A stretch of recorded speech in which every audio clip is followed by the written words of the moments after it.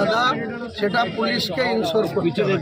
Police যখন নিজে নেকেডলি তৃণমূলের দালালি করছে রাজ্য পুলিশ, এটাকে টোকেন প্রতিবাদ করার জন্য, রাজ্যের মানুষের দৃষ্টি আকর্ষণ করার জন্য আমি 10 মিনিট অবরোধ করছি। যদি ক্ষমতা থাকে বর্ধমান জেলার পুলিশের, আমাকে এখান থেকে অ্যারেস্ট করুক বা হঠাৎ, এটা আমার চ্যালেঞ্জ থাকে। কোন প্রার্থীর হয়ে আপনি এই অবরোধটা করছেন? আমার প্রার্থীর হয়ে, আমার দলের প্রার্থীর হয়ে। কি নাম? হাজি শামসুল। সিদ্দিকুল্লাহ সাহেব বারবার আপনার জন্য বলে যাচ্ছেন আপনি বিজেপির প্রকাশ্য দালালি করছেন, কি বলবেন? সিদ্দিকুল্লাহর মতো বাটপর বা মিথ্যাবাদী লোকের কথার কোনো জবাব নাই। আমি বিজেপিরও গোষ্ঠীর ষষ্ঠী পুজো করছি, নির্বাচনে দেখতে পাবেন।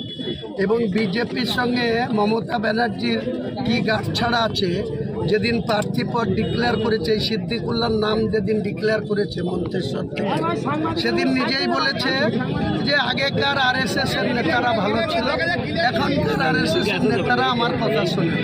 তাহলে এটা কি বোঝায়? যে মমতা ব্যানার্জির সঙ্গে অটল বিহারী বাজপেয়ী মমতার বাড়িতে, কালীঘাটের বাড়িতে এসে তার মাকে প্রণাম করে, এর থেকে প্রমাণিত হয় না হুমায়ুন কবির 2018 সালে পঞ্চায়েতে ভোট লুট করার প্রতিবাদে একবার বিজেপিতে গিয়েছে, সেটা মাত্র 12-13 মাসের জন্য, এবং লোকসভার ক্যান্ডিডেটও ছিল।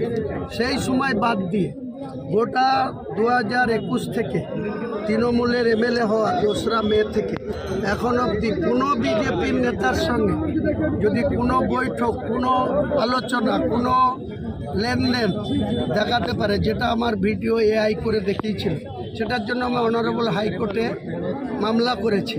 সেটার জন্য বারবার তেল মেরে বেড়াচ্ছে যে যা হয়েছে হয়েছে, এটা নিয়ে যেন আর বাড়াবাড়ি না। প্রথম পর্যায়ে ইলেকশন যে হয়ে গেল, তার থেকে আপনার সিট সংখ্যা কতগুলো হবে আশা করছেন? দেখুন, আমি কোনো গণৎকার নয়, তবে আমি আপনাকে এইটুকু নিশ্চিত বলছি যে 152টা সিটের যে ভোট হয়ে গেছে, সেখানে রেজাল্টের নিরিখে ফার্স্ট পজিশনে থাকবে বিজেপি, সেকেন্ড পজিশনে আমরা থাকব, তারপরে দেখবেন তৃণমূল থার্ড পজিশনে যাবে।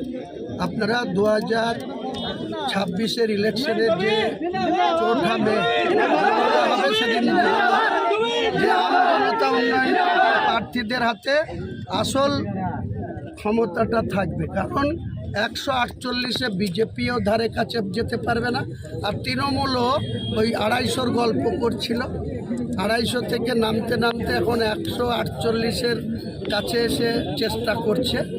ওদের যে আইপ্যাক দিয়ে এত করছিল, সেই আইপ্যাকই তালা বন্ধ করে পালিয়েছে। 11ই মে পর্যন্ত ওই সল্টলেকের যে 9 ফ্লোরে বসতো আইপ্যাকের প্রতীক জয়ী অভিষেকের হয়ে, তারা দেখেন না তাদের ম্যানেজিং ডাইরেক্টর দিল্লিতে গ্রেপ্তার হয়েছে। তারপরে আইপ্যাকই পশ্চিমবাংলা থেকে কাজকর্ম ছেড়ে ছুটি নিয়ে বন্ধ। মন্তেশ্বর বিধানসভায় প্রার্থীর যে সংগঠন কেমন বুঝলেন? হ্যাঁ, মন্তেশ্বর বিধানসভার যে প্রার্থী যে সংগঠন, ভালো বলতে পারবে, আমি কি করে বলবো? দেখুন, আপনি কি বুঝলেন? এআই বলছেন, সেই ভিডিওতে প্রকাশ্য বোঝা যাচ্ছে যে আপনারা প্রকাশ্য একদম গুচ্ছ নয়, অগোছানো আছে, অথচ আপনি এআই বলছেন এবং অন্যান্য পাবলিক বা বিজেপি, তৃণমূল এরা অভিযোগ করছে প্রকাশ্যে যে এটা ওনারই ভাষা। কিছু বলবেন এই ব্যাপারে? আরে বারবার বলছি, আমি তো হাইকোর্টে গেছি, যদি সাহস থাকে তারা প্রমাণ করুক না, তাহলে তো প্রমাণ হয়ে যাবে। তারা তো অনেক কিছুই করছে বলছে, তো সেটা আমার যদি ভিডিওটা সত্যি হয়, কবেকার ডেটে দেখেছেন আপনি ভিডিওটা? 19শে ডিসেম্বর। আমি দল খুলেছি কবে? 22শে ডিসেম্বর। আমার দলের রেজিস্ট্রেশন কবে? 31 ডিসেম্বর 2025। আমার লোগো অ্যালার্ট হয়েছে কবে? ইলেকশন কমিশন লোগো অ্যালার্ট করেছে এই হুইসেল চিহ্ন 24 মার্চ 2026। তাহলে 9 এপ্রিলে সেই ভিডিও প্রকাশ করতে হলো। তার আগে এসব চালাকি কোথায় ছিল? যদি আমি 19শে ডিসেম্বর কোনো ডিল করে থাকি, তখন তো পূর্ণাঙ্গ মুখ্যমন্ত্রী ছিল, চিফ সেক্রেটারি ছিল, হোম সেক্রেটারি ছিল, ডাইরেক্টর জেনারেল অফ পুলিশ ছিল, আমার বিরুদ্ধে কেন ব্যবস্থা নেয়নি?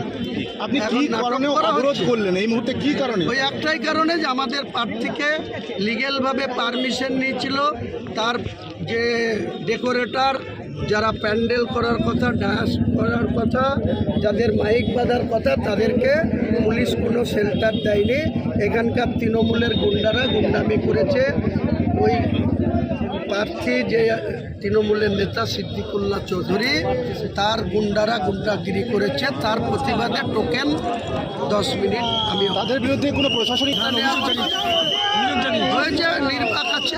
রাত্রি 10:30 এই কদিন 4 তারিখ পর্যন্ত দালালি করে নিক, তারপরে এদের পথ অবরোধ করে সাধারণ মানুষকে নাজেহাল, এটা কি কিছু নাজেহাল না, সাধারণ মানুষ এর মধ্যে কোনো অ্যাম্বুলেন্স থাকতে পারে? অ্যাম্বুলেন্স আসলে অ্যাম্বুলেন্সকে পাস করি দেবো, আপনার অত দালালি করার দরকার নেই। আপনি অনেক দালালি করছেন, সাহেব অ্যাম্বুলেন্স আসলে আমি তাকে পাস করে দেবো, আমাদের মানবিকতা আছে।